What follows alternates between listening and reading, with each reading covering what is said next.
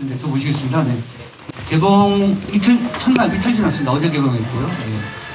네. 아까 소개해드린 대로 그 프로듀서 분들이 많으세요. 감정적 프로듀서 역할은 다들 아실 것 같고, 크리에이티브 프로듀서가 좀 생소하실 것 같아요. 우리 먼저 양희 선생님께 어떤 역할을 맡으셨는지 좀 들을까요? 네, 안녕하세요. 크리에이티브 프로듀서 양희인데요. 제가 재밌는 게요. 이게 7번째 이제 다큐멘터리 영화입니다. 제가 작업한. 앞에 이제 노무현입니다나 김군 이런 영화들이 있었는데 작가로 소개를 하니까 다큐멘터리에 왜 작가가 있지 하는 얼굴로 바라보시더라고요. 그래서 작가 아닌가? 이래서 저희가 이제 여기 있는 강 PD님이나 다른 분들이랑 외국에서는 어떻게 부르고 있나 물어봤더니 크리에이티브 프로듀서가 맞다. 기획부터 이제 이야기를 구성하고 캐릭터를 만들고 이런 걸 이제 감독님이 다 지휘하긴 하지만요. 옆에서 같이 그걸 도와주는 역할들이죠. 그래서 작가로 보시면 되는데요. 작가라고 했을 때는 이상하게 보시더니 또 그래서 크리에이티브 프로듀서다 그랬더니 또 어렵다고 그러시는데요. 작가라고 생각하시면 되겠습니다. 다큐멘터리가 사실은 구성이 필요하고요. 네, 그리고 극영화만큼 또 작가적 기량이 필요한 그런 장르이기도 합니다. 이승준 감독 인사 한번 하시죠. 예. 네, 안녕하세요. 네, 안녕하세요. 그대가 조국 연출한 이승준입니다. 일반 관객 만나는 건 처음인 것 같아요. 어제 개봉하고 나서 저희가 후원해 주시는 분들한테 무대 인사를 계속 다니고 있고요. 그다음에 이렇게 끝나고 나서 그 대화 나누는 자리는 처음이죠. 네. 우리 이승준 감독은 달팽이의 별로 암스테르담에서 대상 탔고요. 또 부제의 기억으로 아카데미 다큐멘터리 장편부문에 올랐습니다. 그래서 사실은 한국의 다큐멘터리 작가 중에서 가장 재기적 작가라고 할 수 있고요. 저는 개인적으로 이분을 믿습니다. 굉장히 잘 만드시는 분으로 정평이 나 있죠. 다큐의 정통 입장을 갖고 계시고요. 오늘은 순수하게 관객과의 대화로 이어가도록 하겠습니다. 먼저 질문 치고 나오셔도 됩니다. 질문 있으신 분들 일단은. 네. 없나요? 제가 먼저 시작할까요? 좀 이따 따라오시겠어요? 네. 그 다큐멘터리라는 게 원래 항상 모든 사안의 현재 진행형이잖아요. 그때 그걸 가지고 사실은 작품을 만드는 건데 특히 이 작품 같은 경우는 워낙 사안이 계속해서 중요하게 이어진 것들이 많아서 어느 부분부터 끊고 들어가서 어느 부분으로 정리할 것인가에 대한 고민이 굉장히 많았을 것 같거든요. 어떠셨나요? 저희가 처음 이제 이 이야기로 다큐멘터리를 만들어야 되겠다라고 생각을 하고 스태프들이 모여서 그러면은 워낙 복잡하잖아요. 네. 어떻게 정리를 할까, 어떤 이야기를 가지고 갈까라고 했을 때 제일 중요했던 거는 그 당시에 대한 복귀, 그러니까 타임라인을 만들어 보자라는 게 제일 중요했고요. 그 67일 동안 지명되고 나서부터 사퇴할 때까지 그 67일 동안에 도대체 무슨 일이 있었지라는 것에 대한 어떤 그 타임라인을 좀 만드는 게 제일 중요했고요. 그래서 사실 영화가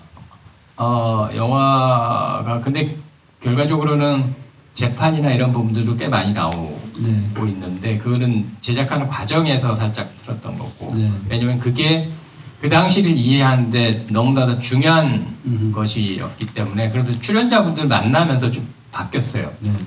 그 67일에 대한 것을 정확하게 보기 위해서는 재판을 얘기를 안 할 수가 없다. 그래서 재판이 들어왔고 그래서 어쨌든 저희는 계속 밝혔지만은 판단하는 영화는 아니라고 했던 것들 그것 때문에 기자들이 자꾸 이상하게 하기도 하는데 그래 제일 중요했던 거는 무슨 일이 있었고 그리고 우리가 기억하지 못하는 알지 못하는 혹은 그냥 흘러 지나갔던 것들이 도대체 어떻게 흘러왔는지를 짚어보는 게 중요하다. 네. 양희 작가께서 보실 때 예컨대 이걸 다 만들고 나서 일단 조민 딸에 대한 입학 취소라든가 이런 것들 또 중요한 사람들이 또 터져 나왔거든요. 그래서 그런 일들을 보면서 다큐를 조금 더 추가해야 되겠다, 또 보완해야 되겠다 이런 이런 생각이 들 수도 있다고 생각하거든요. 어떠셨나요? 그러니까 이번 영화가 다 마무리된 후에. 그렇죠. 네, 마무리될 즈음에. 네. 그 이후에도 사건이 계속 벌어졌으니까. 네. 그러니까 이제 사실 마무리하는 지점을 정하는 것이 조금 중요했거든요. 네. 근데 온고잉 계속 되고 있는 거예요. 아직까지 조국 전 장관님의 재판은 또 다 그렇죠. 되지도 않아서 매듭이 안 된 상태입니다. 그래서 저희가 사실 대법원 판결까지가 저희가 넣고자 했던 것이었고요. 사실은 뭐 파기환송 되지 않을까? 라는 기대를 많이 가지고 있어서 그날 여러분들이 이제 아마 영화 보셨으니까 그날을 보셨는데요. 저희는 조국 전 장관님을 또 찍기 위해서 대기도 하고 있었어요. 그런 어떤 여러 가지 상황이 펼쳐질 것이다. 정경심 교수에게 뭐 가는 것과 뭐 이런 것까지도 다 생각을 해봤습니다만 그날 거기서 그냥 끝이 났고요. 뭐 조민 양의 이야기라든가 뒷이야기들은 사실 그때까지는 결정이 나진 않았고요. 지금은 사실은요. 그것보다는 저는 대통령이 그때의 책임자들이 대통령이 되고 법무부 장관이 되는 이 상황이 나중에 언젠가는 또 다른 누군가가 이 영화를 또 만든다면 이야기가 조금 더 확장되지 않을까 이런 생각은 듭니다. 아마 포스트 그대가 조국이 또 만들어질 수도 있는 거죠. 여러분들 언제든지 들어오세요. 네, 질문 들어오십시오. 조국 장관이 출연한다는 저런 표현을 등판한다는 표현을 누군가 하는 걸 봤는데 제가 했나요? 어쨌든 약간의 고민이 좀 따랐을 것 같고 감독께서의 고민도 고민이지만 조국 장관 본인의 고민도 많이 따랐을 것 같은데 그 과정을 좀 설명해 주시겠어요? 우리 이그제큐티브 프로듀서께서 네. 이그제큐티브 프로듀서 진모영 감독이 유명한 다큐멘터리 감독이고 그간 건너지 마오의 감독입니다. 이번에 원래 자신의 본 모습이기도 한 프로듀서로 참여했습니다. 네, 저희가 이제 작년 초에 이 작업을 해야 되겠다라고 이제 생각을 했고 이제 어떤 식으로 시작을 해야 될까 이제 이런 여러 가지 이제 검토를 했는데 이제 제일 큰 건 여기에 조국 전 장관이 출연할 수 있을 것인가에 대한 것을 이제 그런 결정을 우리 작품에 들어오실 것인가 그게 굉장히 큰 관건이었죠. 그것에 따라서 사실은 이 작업을 할 수 있을 것이냐 없을 것이냐 그런 정도로 큰 일이잖아요. 그러고 나서 어느 즈음에 조국의 시간이라는 책을 출간을 하셨어요. 그렇게 치면 이제 상당히 급물살을 탄 거죠. 우리로서는 이분이 세상에 대하여 발언을 하겠다라고 생각을 하셨구나라고 이제 하고 그러면은 해봐야 되겠다. 이제 더 푸시를 해봐야 되겠다라고 생각을 한 거죠. 이 다큐멘터리 외에 그 즈음에 그런 이야기들이 조금 있었습니다. 여러 팀에서 조국 이제 이른바 조국 사태에 대한 다큐멘터리를 만들어보고 싶다. 그런 이야기들이 모두 다 그 지점에서 이제 그 난관이 있었던 거죠. 심지어는 뭐 조국 장관 출연 안 하셔도 만들겠다라고 해서 다큐멘터리를 만들 수도 있거든요. 그렇지만은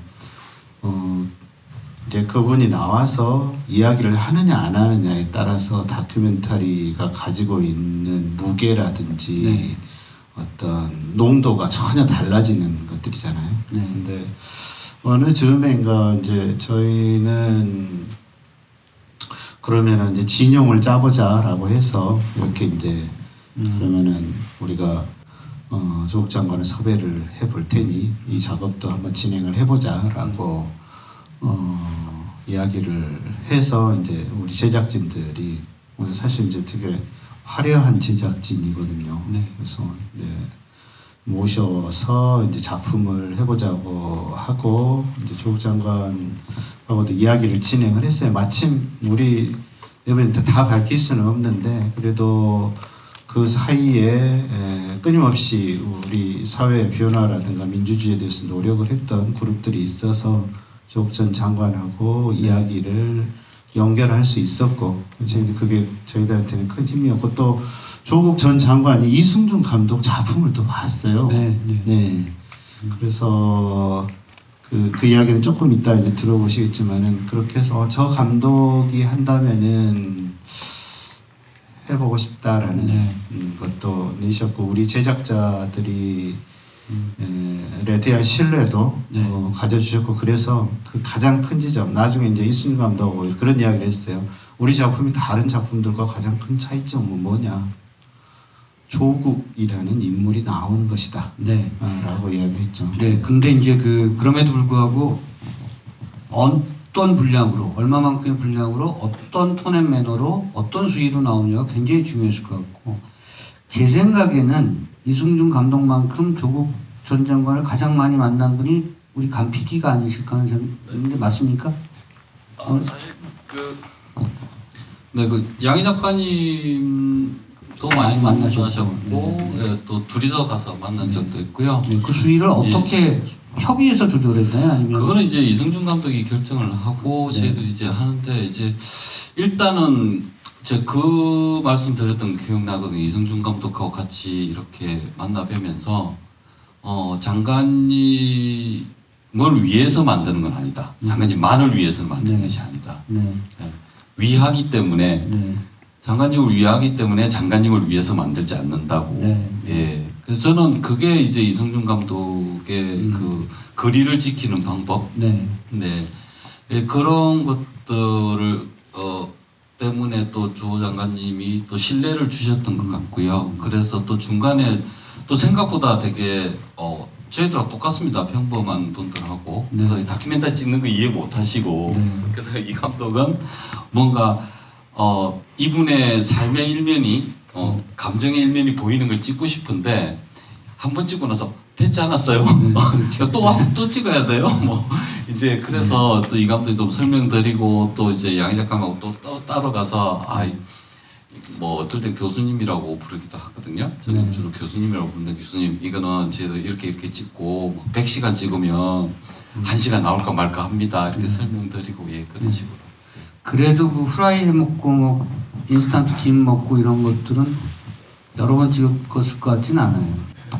그 장면을 초이스한 그런 감독의 의도가 어떤 게 있었을까요? 뭐 제 영화를 예전 영화를 보신 분들은 다 기억하실 저 밥 먹는 장면 꼭 넣거든요. 밥을 먹는 행위가 저한테는 이제 되게 소중한 일상인 거죠. 누구랑 밥을 먹고 어디서 밥을 먹고 이런 것들. 그래서 이제 밥 먹는 장면 꼭 찍고 싶다라고 얘기를 했고요. 한 번 찍었습니다. 한 번. 조 장관께서는 이제 밥 먹는 거를 왜 찍나 그랬는데 뭐 이렇습니다라고 말씀드렸고 한 번 찍었습니다. 사실은 일상이 교란스러우면 굉장히 그 존재감이 불안스럽죠. 이 장면이 제가 중요하다고 생각했던 건 여전히 일상을 유지하고 있고 조국 장관이 그리고 저는 멘탈 갑이라고 생각했어요. 야, 저럴 수가 있나. 난 밥을 못 먹었을 텐데 나 같은 그런 우유부단한 사람이라면 그랬을 텐데 여전히 강철 같은 의지 버티고 있구나 이런 생각했고요. 일상 속에서 자신의 혁명성이 나오는 거니까 굉장히 아주 최적절의 선택적 장면이었다고 저는 생각을 하고 이승준 감독이 사실은 달팽이 별에서도 그랬습니다만 뻗치기의 달인입니다. 일단 사람을 지켜보고 찍는 데는 도사죠. 그런 측면에서는 오프닝이 굉장히 인상적이었다고 저는 생각했습니다. 오늘 참석하시는 분들 중에서 가장 얼굴이 어두우신 우리 박지원 대표께. 왜냐하면 제가 무슨 생각하냐면 제일 사실 울분이 강한 분이 박지원 대표예요. 왜냐하면 전문가시잖아요. 이제 테크노크라트시고. 왜냐면 자기 가장 객관적 진실을 가장 많이 알고 계시거든요. 근데 안 통하잖아요, 지금. 그래서 어떻게 보면 우리 같은 사람은 울분에 쌓여있다가 또 잠깐 기분이 바뀌기도 하고 그렇지만 가장 뭐랄까요 그 진실에 대한 그 억울함 같은 것들이 가장 많이 갖고 계실 것 같아서 그럼에도 불구하고 제가 마이크를 쥐게 하신 거는요 제가 영화 뒷부분에 따라가다가 잘 못 따라가는 부분도 있어요. 어렵더라고요. 그래서 질문을 해주셔도 좋고 그 부분도 약간 다시 좀 부연 설명해 주셔도 좋고요. 예. 어떤 부분에 검찰 논거의 취약점이 있는지 그걸 심플하게 다시 한번 설명해 주시면 어떨까요? 일단 1심과 2심의 판단을 일단 구별해서 봐야 되는데 엄밀히 말하면 이제 영화에 나왔던 IP 주소 관련 네. 부분은 1심에서 주요 유죄 근거로 봤던 부분이거든요. 그래서 유죄의 가장 큰 근거로 판단했던 게 그 IP 주소가 뭐 일치한다 이런 네. 말도 안 되는 소리였는데 일치하지 않는 거죠. 네. 예, 뭐 일치는 하는데 네. 위치가 같아서 일치한 게 아닌 네. 그냥 뭐 영화에서도 잠깐 나왔다시피 이게 서울과 부산의 전혀 다른 학교에 같은 3학년 1반, 3학년 2반이 같은 지리적으로 같은 위치냐 네. 이런 문제하고 똑같은 기술적인 거거든요. 그 절대적 증거로 쓸 수 없다는 거죠. 그러니까 검찰에서 그걸 가지고 간접적 상대적 근거도 안 됩니다. 아무런 근거가 없는 네. 아무런 연관성 자체가 전혀 없는 그런 근거고요. 그래서 그걸 증거로 제시를 한 것 자체가 제가 기술자의 입장에서 봤을 때는 간땡이가 부었다. 이건 어떻게 이런 짓을 할 수가 있나 그런 생각이 들었고요. 그걸 제가 포렌식 분석 들어가서 제일 먼저 발견했던 게 그 부분이었습니다. 말도 안 되는 거고 그걸 처음 발견하는 순간에 아 검찰이 환장을 했구나 완전히 죽이려고 환장을 했구나라는 네. 생각을 했었고요. 제가 이런 얘기는 뭐 영화 촬영할 때도 별로 안 했고 이렇게 일반 분들한테도 잘 안 합니다만 실제로 제가 느끼는 감정은 딱 그랬습니다. 그 말씀이 맞죠? 가장 울분이 많으시죠? 전혀 이제 국내의 IT 엔지니어들 수가 적어도 몇십만 명 정도는 되고 네. 그 전문가들 외에도 뭐 이제는 이제 파워 유저라고 해서 일반인 중에서도 IT 지식이 상당히 많이 있는 분들은 그보다 훨씬 많지 않습니까? 네. 적어도 이제 뭐 한 100만 명 단위가 그런 허위 주장의 진실을 구별할 수 있는 분들인데 네. 어떻게 그런 기초적인 내용에서부터 새빨간 거짓말을 해서 네. 그렇게 해서 1심 재판부를 후린 거죠, 말 그대로. 그렇게 해서 넘어갔고. 그게 3심까지 대법원까지 통했다는 것 자체도 말이 안 되고 그렇죠? 그렇지도 않습니다. 이게 거의 알려져 있지 않은데 항소심과 2심에서는 그 부분이 배척이 됐어요. 아하. 근데 그게 언론에서 전혀 안 나왔죠. 저도 사실 항소심의 판결문이 되게 교묘하게 돼 있어서 그게 배척된 사실을 뒤늦게 알았거든요. 그러니까 언론이 무지했거나 아니면 의도적이었거나 뭐 그랬겠죠. 둘 다인 부분이 많습니다. 항소심에서는 판사들이 되게 정말 교묘하게 판결문을 썼는데 1심 당시의 유죄 근거들이 한 5가지 정도 네. 이렇게 나열이 돼 있었는데 그 중에서 4가지 정도가 다 배척이 됐습니다. 통째로 다 배척됐고 또 영화에서 중요하게 언론급이 됐던 최성해 총장의 그 주장 이것도 항소심에서 배척이 됐습니다. 네. 그러니까 1심에서 유죄로 봤던 거의 다가 배척이 됐는데 여전히 유죄로 네. 똑같은 징역 4년을 유지가 되고 결국 남은 거는 딱 한 개의 포렌식 증거였거든요. 근데 그것도 이미 1심에서부터 제가 사실이 아니라고 증명을 했었고 항소심 재판부가 그걸 무시하고 유죄 판결을 내린 겁니다. 네. 알겠습니다. 일단 좀 끊죠. 그 이승준 감독 우리 박지훈 대표하고 인터뷰 딸 때 제일 기록했어요, 분명히. 박지훈 대표님은 저희가 거의 촬영 말미에 네. 만났어요, 우연히. 우연히는 아니고 하여튼 여기 등장하는 게 장경욱 교수님을 촬영하러 갔다가 만나고 어떤 얘기를 듣고서는 좀 꽉 막혀있던 게 딱 풀렸거든요. 네. 그래서 인터뷰 합시다라고 해서 인터뷰를 했고 꽤 길게 했죠. 길게 하고 워낙 이제 그 설명해야 될 것들이 많으니까 인터뷰를 길게 하는 건 무섭지 않으나 나중에 편집할 때 무섭죠. 네. 어떻게 잘랐을 것인가 이렇게. 고민이 많이 됐어요. 그렇죠. 그러니까 좀 전문적인 분야이고 이거를 어떻게 이해를 시킬 수 있을까 관객들한테. 그래서 초반에 편집한 것보다도 더 많이 드러냈어요. 그럼에도 불구하고 조금 네. 아마 쉽지 않을 거예요. 잘 드러내셨어요. 사실은 너무 뭐랄까 이렇게 이분법적으로 사고할 필요는 없습니다만 때로는 좀 선명한 게 좋거든요. 어느 쪽이 나쁜 짓을 했느냐를 선명하게 드러낼 필요가 있다고 생각하고요. 다큐멘터리가 그런 측면에서 유효한 그런 장르라는 생각을 합니다. 들어오세요. 질문 없으세요? 질문 받을게요. 일단 엄혹한 시기에 이런 영화 대본을 주셔서 한 명의 이제 관계로서 감사드린다는 말씀 드리고 싶고요. 사실 이렇게 영화 보면서 좀 언론과 검찰이 어떤 조직인지 좀 잘 드러난 영화가 아닌가라는 생각이 좀 들었습니다. 또 사실 조국 전 장관과 또 그 가족을 좀 지지하고 싶은 입장에서 아무래도 이렇게 영화 준비하시면서 많이 또 들여다보셨을 테니까 사실은 이제 표창장 관련 부분은 좀 어느 정도 해소가 되는데 네. 대법원은 그 몇 개의 혐의에 대해서 유죄로 인정을 했잖아요. 그래서 좀 그런 부분에 대해서 좀 어떻게 보시는지 좀 이렇게 여쭤보고 싶고, 네. 혹은 이제 그걸 좀 잘하고 생각하는 또 많은 분들도 계시는데 네. 반박할 만한 혹은 뭐가 어디 있으면 좀 알고 싶고요. 네. 사실 이제 또 윤석열 그 대통령이 되면서 사실은 좀 청취자로서 좀 블랙리스트에 대한 좀 고민도 좀 있지 않으셨을까 좀 네. 생각이 드는데 좀 그런 부분들 좀 계속 듣고 싶었습니다. 두 번째 질문은 뭐 그냥 가만히 있어도 블랙리스트가 돼 있을 거예요. 그래서 걱정은 안 하셨을 것 같고요. 그 대법원에서 어쨌든 간에 최종적 판결을 그렇게 하게 됐던 그런 그 주요 근거의 어떤 팩트들, 그리고 그것에 대한 제작진의 입장, 그것을 어떻게 그것을 다시 관객들에게 설명할 것인가, 이런 부분에 대해서 얘기를 듣고 있는 것 같아요. 네. 양희 작가가 답하실 거 누가? 네. 일단은 저희 아마 그 지점에서 아마 박 대표님하고 네. 저희 이제 영화를 만드는 입장에서 얘기를 할 수 있는 부분하고 다를 수가 있어요. 조금 더 얘기 들어보시면은 저희 아까 양희 작가님 얘기했지만은 저희는 촬영 진행하면서 이게 다시 돌아가겠구나, 파괴환송이라고 하는 상식적으로 봤을 때 그 정도를 생각을 했고요. 그 다음에 그럼에도 불구하고 이제 원래 형량대로 그대로 쓸 때 저희는 그냥 저희는 제작진으로서 좀 당황했다고 그럴까요? 예. 그런 마음을 사실 추스리고 그다음에 이것들을 사실 영화 속에 녹여내야 되냐 말아야 되나 뭐 이런 생각들을 좀 했었고요. 그래서 사실 하나하나 이렇게 따지고 들어갔을 때의 그것들을 저희가 얘기하는 것은 사실 적절치는 않을 것 같아요.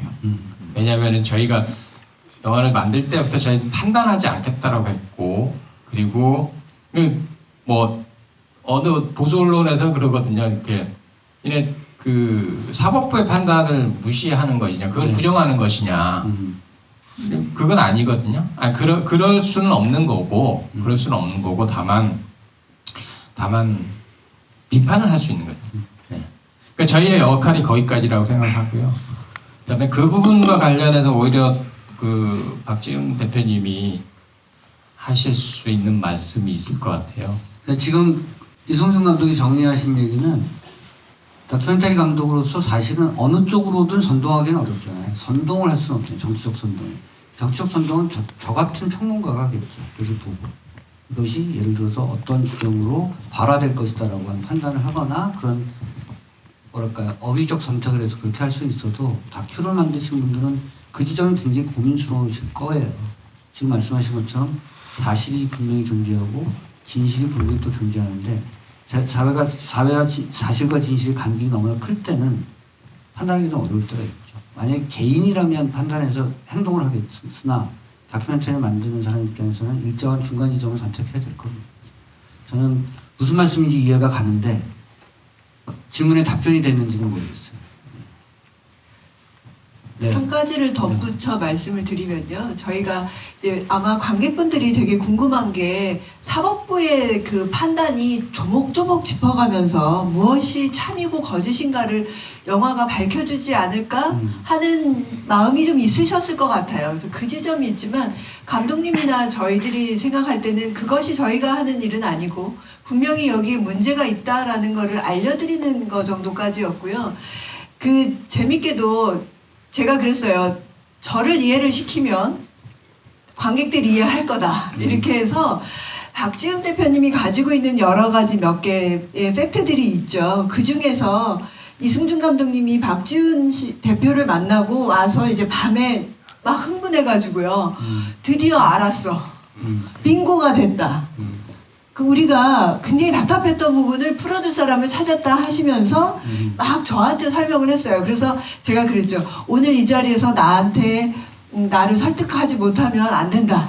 그랬는데 그 여러분들이 영화에서 보시는 몇 가지들 있잖아요. 지금 IP 주소라든지 그 다음에 그 강제 종료된 것들, 그 다음에 뭐 이런 몇 가지를 설명을 해주셨어요. 그래서 아 그러면 우리는 여기까지만 넣자. 그리고 이 사법부의 판단에 뭔가 의심할 여지가 있고 다시 한번 생각해 볼 만한 여지가 있다라는 것까지만 관객에게 주자. 근데 저희의 몫은 거기였다고 봅니다. 네.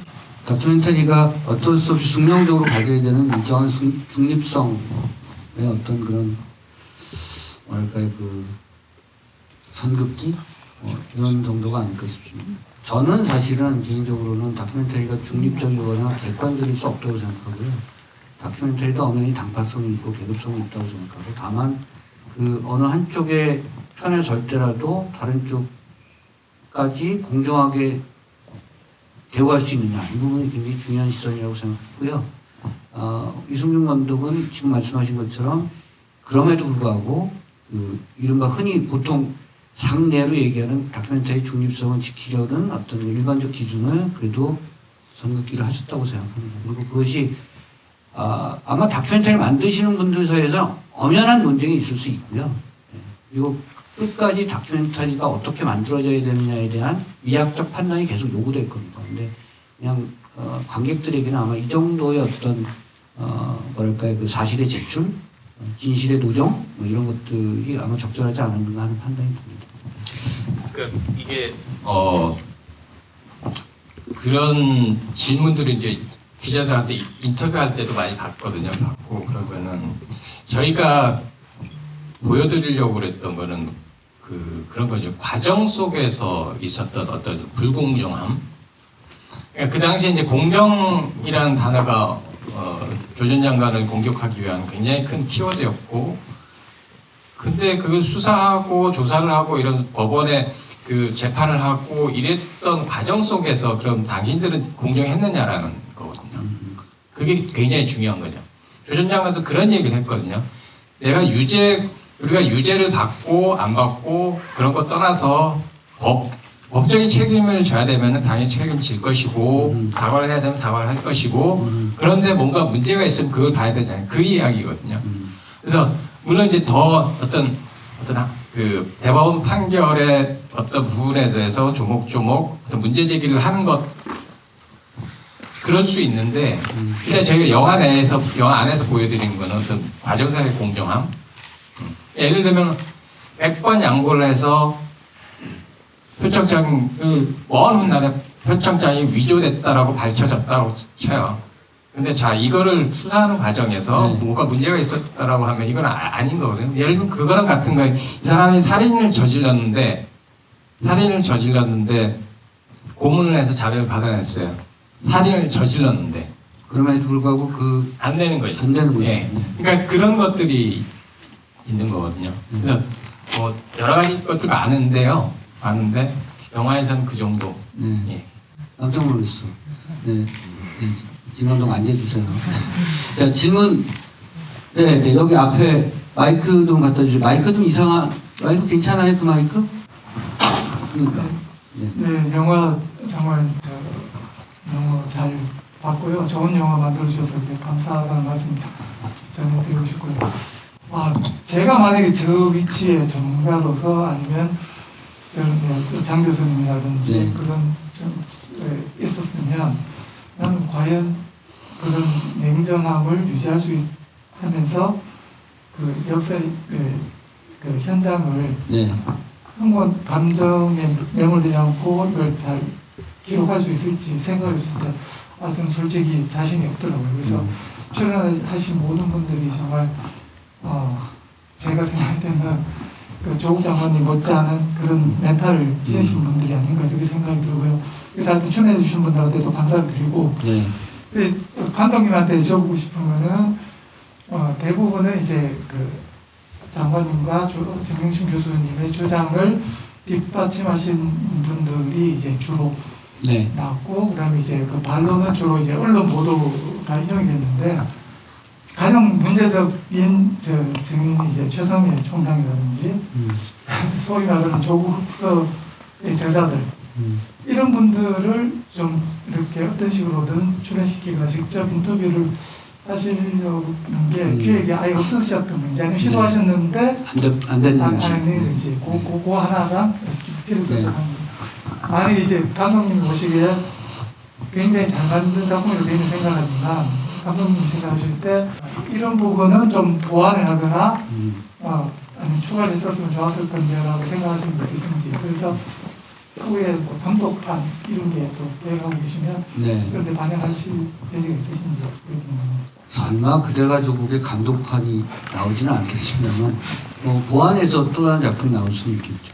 첫 번째 질문은 굉장히 뭐랄까요, 좀 일요적절한 그런 지적일 수 있다고 생각하는데, 예컨대 조국 흑서를 썼던 사람이라든가 최성일 총장이라든가 그쪽에 접근도 정도가 어땠습니까? 접근이 아예 불가능했었나요?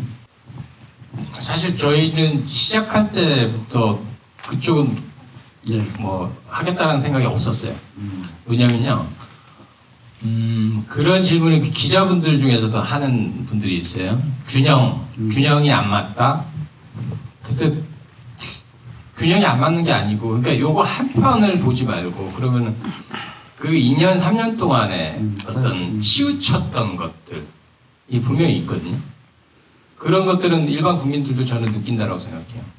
이미 그 반대쪽에 그 어떤 얘기하고 공격하고 이런 것들은 이미 차고 넘치게 나와 있었고, 그것들이 바탕이 돼서 어떤 조국이라는 이름에 대해서 어떤 아주 강력한 이미지를 갖고 있거든요. 그래서 그렇지 않은 부분을 보여준 게 저는 균형을 맞추는 거라고 생각을 했거든요. 아마 만약에 뭐 그 조국 흑서를 썼던 사람들의 인터뷰가 들어가고 그랬으면 저는 되게 지저분해졌을 것 같아요. 그러니까 영화로서의 그 모양새가 네. 아주 적절한 표현이세요. 지저분해지지. 사람들이 지저분하잖아요. 죄송합니다. 개인적인 사과를 말씀드립니다. 제가 잠깐 보충을 그 조국 흑서를 실제로 보신 분이 얼마나 있을지 모르겠는데 제가 다는 아니고 쭉 훑어보면서 봤거든요. 근데 실제로 제가 조국 백서 팀의 필자 중에 한 명이기도 합니다. 그래서 유심히 그 내용을 아주 자세히는 아니지만 대충 훑어서 봤는데 사실은 조국 흑서라고 불릴 수가 없는 책입니다. 그러니까 조국 사태에 대한 혹은 조국이라는 사람, 정경식이라는 사람에 대해서 설명한 부분은 거의 없어요. 그러니까 사실은 그 책은 거의 문재인 정부 비판 이런 쪽에 뭐 잡담을 나눈 걸 그냥 기록만 한 책이고 뭐 자담회 같은 거였죠, 자기들끼리.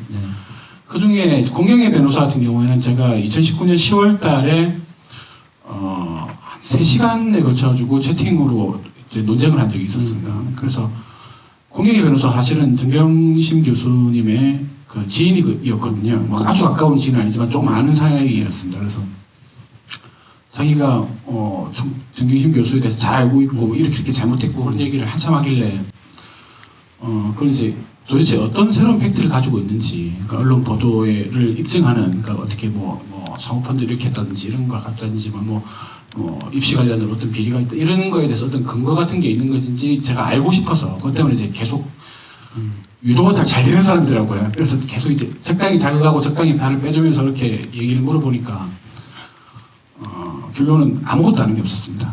아무것도 아는 게 없었고, 그래서 결과적으로 뭐 제가 중간중간에 한 4-5번 물어봤던 것 같은데 그래서 정경심 교수님이 알고 계시는 그런 문제에 대해서 어떻게 관계가 되느냐고 말을 하면 말을 돌리고 또 돌리고 또 돌리고 이렇게 반복을 하더라고요. 그래서 제가 보기엔 조국 흑서팀을 대상으로 취재를 하는 건 아무 의미가 없는 그냥 뭐 시간 낭비였을 거라고 생각이 듭니다. 네.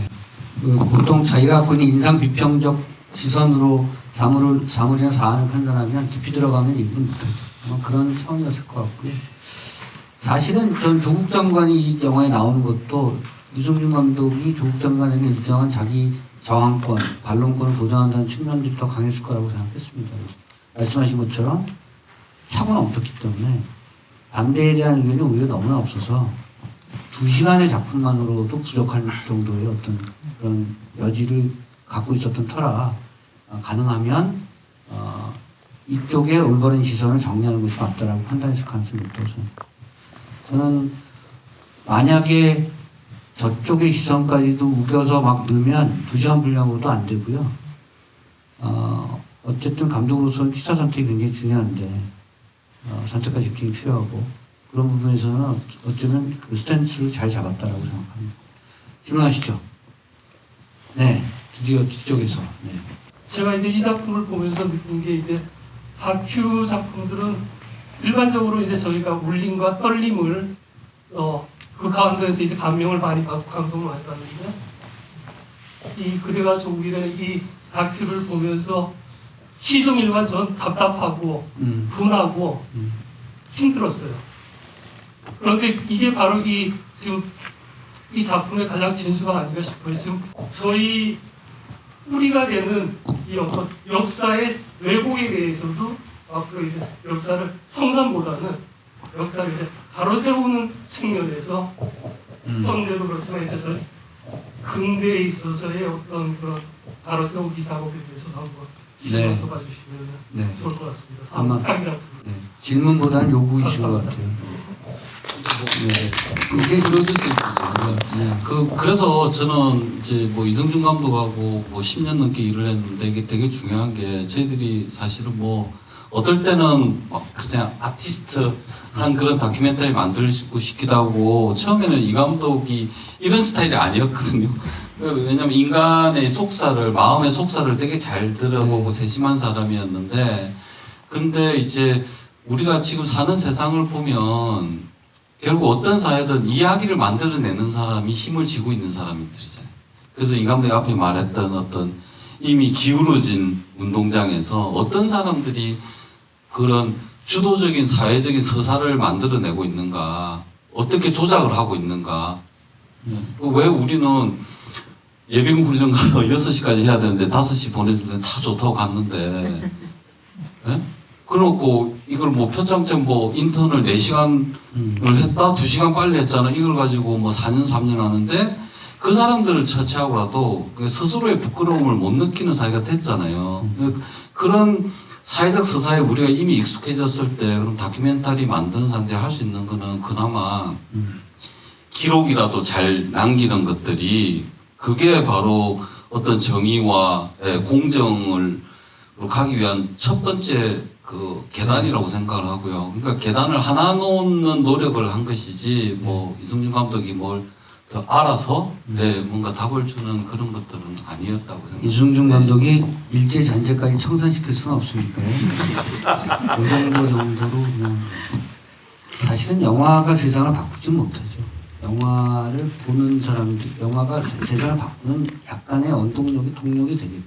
자체로는 못 바꾸지 않겠습니까? 여러분들이 이렇게 끊임없이 얘기해 주시고 화답하고 대화하고 이러면서 바뀌어지겠죠. 많이 참으셔야 됩니다. 여자분 질문 있으세요? 네.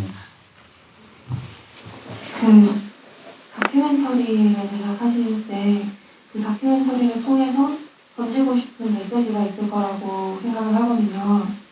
혹시 이 작품을 하시게 되면서 그런 메시지가 그대로 처음에 생각했던 메시지 그대로 갔는지 아니면 뭔가 추가되거나 변화되는 메시지가 있었는지가 좀 궁금합니다. 네. 메시지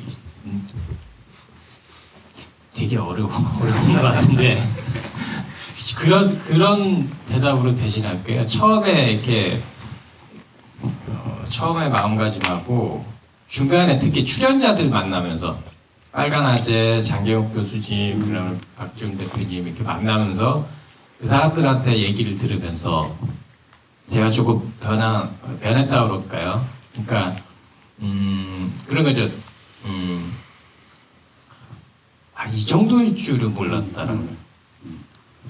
이 정도로 이렇게 치밀하게 설마 여기도 나오지만은 그 검찰이 그 PPT 자료 띄워놓고 근데 그 영어를 이렇게 틀리게 이렇게 해놓고 실수했나?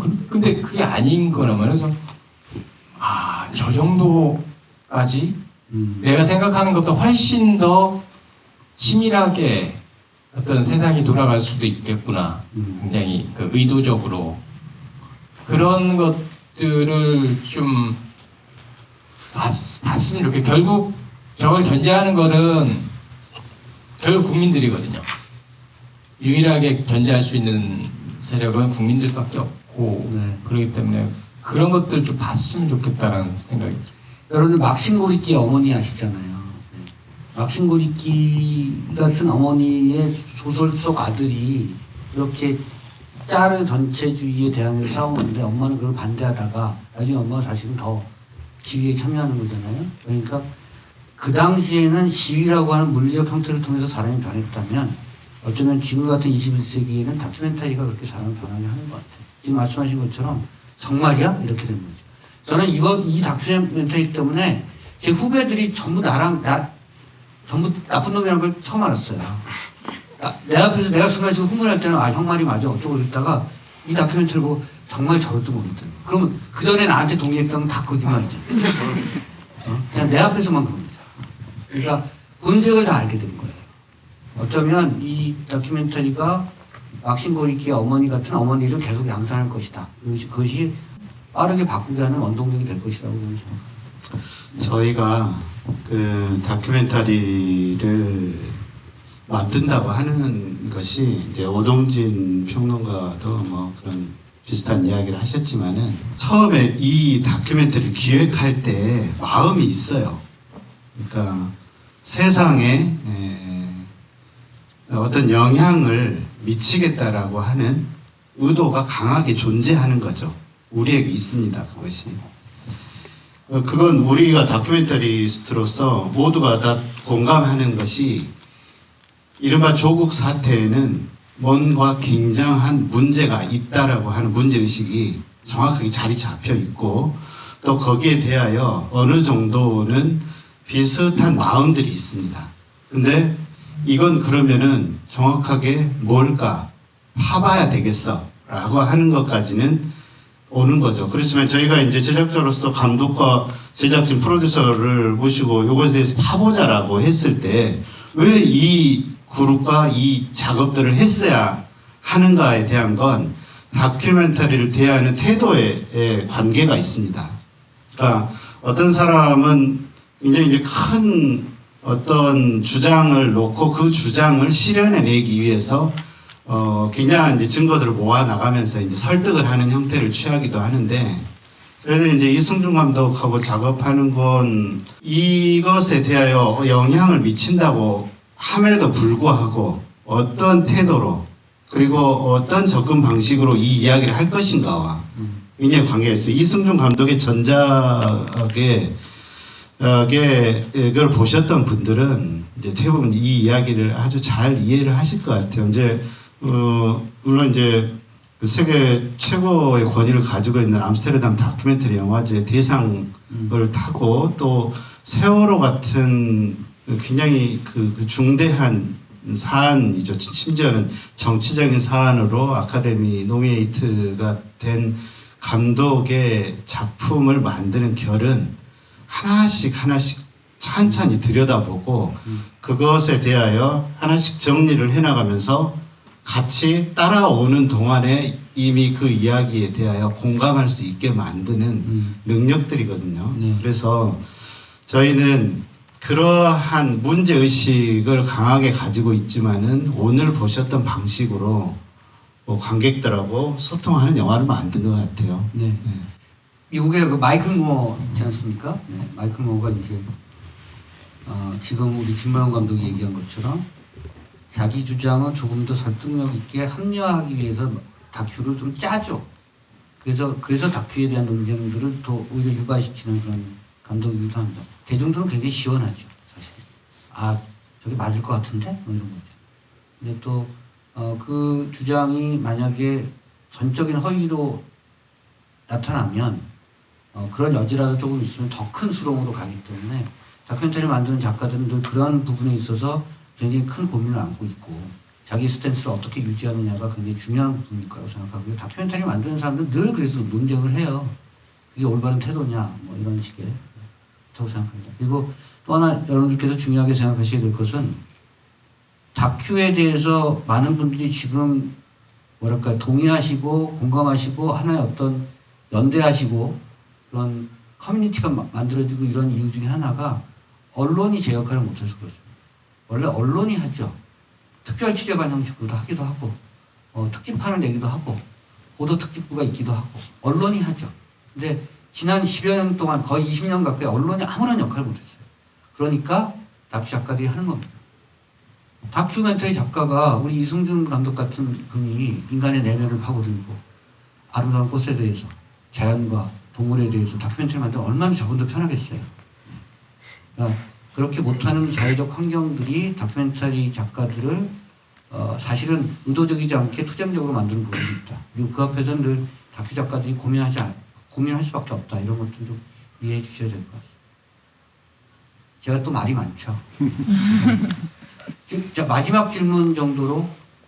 네, 질문이라기보다 이제 좀 감상할 수가 있는데, 이게 저 다큐멘터리가 사실은 좀 감상할 때 물리적인 시간이 요하잖아요. 네. 근데 저는 이제 2시간 동안 영화를 보면서 굉장히 긴박함을 많이 느꼈고, 그만큼 이 사태가 일어났을 때 우리 사회가 굉장히 광기였다라는 거는 분명한 사실이 아니었나 좀 이런 생각이 들었고, 이제 정치에 별로 관심이 없는 젊은 층이지만 저는 어쨌든 그러니까 정말 아직도 사실은 그러니까 사실을 잘 모르겠고 마치 영화를 보면서 어떤 생각이 들었냐면 그러니까 하나의 진실은 맨 밑에 깔려 있는데 그 위에 너무 많은 쓰레기 더미들을 잔뜩 쌓아놔서 이거를 정말 끈질기게 다 끄집어내야지만 겨우 진실을 볼 수 있을 것 같은 약간 좀 그런 느낌을 많이 받았거든요. 그래서 저는 어쨌든 아직도 뭔가 사실과 진실에 대해서 정말 잘 모르겠는 부분들이 좀 있지만은 저는 이 영화에서 결국에 제가 느꼈던 부분은 그것이 중요한 것이 아니라 약간 정치적인 논리보다는 여기에 그 나왔던 분 중에 어떤 두 분이 좀 굉장히 인상적이었는데 어쨌든 그들도 굉장히 평범한 어떤 사람일 수도 있지만 이 사건으로 인해서 그들의 일상이 많이 파괴가 되었고 또 그들이 받은 그 내면의 상처 그리고 그들이 뭔가 알고자 노력하는 그 진실을 좀 밝히고자 하는 그들의 노력들 거기서 저는 좀 굉장히 여기에 감상 포인트가 좀 달랐거든요. 네. 그래서 그거는 어쨌든 누구에게나 일어날 수 있는 일이고 또 굉장히 우리 사회가 그냥 이상하게 흘러가고 있는데 그 부분에 대해서는 반드시 좀 생각해 볼 수 있는 부분이 있었다 이런 좀 감상이 들었고 네 영화 잘 봤습니다. 감사합니다. 정치에 관심 없으신 것 같지는 않고요. 그리고 그 사실은 그분 중에 한 분이 이제 박지원 대표시죠. 저는 그러니까 예를 들면 아까 장경욱 교수나 박준호 씨 얘기하는 것 같아서 사실은 뭐 취임식의 그 언사가 반지성주의 얘기하지 않았습니까? 반지성주의는 전문가 집단의 말을 안 듣는 거라면요. 그럼 반지성주의 주체는 자기잖아요. 안 듣잖아요 지금. 박지원 대표가 전문가고 난 잘 모르는데 박지원 대표가 얘기하면 사실은 내가 모르니까 그냥 알았다고 하는 게 아니라 설득되거든요. 그러면 여기에 사실은 많은 정서적 기울기가 있어야 되는 게 맞는 거 아닙니까? 그게 지성이죠. 그렇지 않다고 자꾸 우기는 게 반지성이겠죠. 어디다 갖다 써? 그렇죠? 저는 말을 그렇게 바깥다 쓰면 안 되는 거죠. 10시가 돼서 저기 있잖아요. 그 진실은 아직 파헤치기는 어렵잖아요. 지금 쓰레기 더미 많다는 건 인정합니다. 근데 지금 제일 중요한 건 이 다큐멘터리가 진실을 파헤쳤다기보다는 진실을 파자고 사람들에게 관심을 유발시켰다는 게 굉장히 중요하다고 생각하고요. 삽질을 한 번 하는 게 어렵지 한 번 하기 시작하면 금방 팝니다. 저는 그렇게 생각하고 그렇게 믿고요. 아마 이 드림팀이 굉장히 큰 역할을 했을 거라고 생각하고요. 여기 사실은 이 영화를 만들기 위해서 또 노력하신 또 분들도 앉아 계십니다만 어쨌든 많은 사람들이 여전히 진실의 목소리에 귀를 기울이고 있다. 이렇게 믿으시고 동지적 그런 관심을 가지시면 좋습니다. 하나만 질문. 네, 네. 죄송합니다. 네. 몰라서 그러는데 네. 영화 보면서 정경순 교수님이 그 유죄 판결 받았었잖아요, 그죠? 네. 오늘 한 건이에요, 표창장 한 건? 현재는 표창장과 네, 그거 좀 설명 좀 해주시죠. 네. 혐의 개수로 보면 23개의 혐의인가 그렇고요. 그 중에서 대략 한 절반 이상이 유죄 판결이 났습니다. 그런데 사모펀드는 전부 무죄 판결 났고 전부는 아니고, 그러니까 사모펀드도 정확하게 말하면 사모펀드의 혐의가 아닙니다. 그게 이제 언론이 만든 일종의 프레임인데, 실제로는 사모펀드와 직접 관계된 부분은 전부 다 무죄가 난 거고요. 네.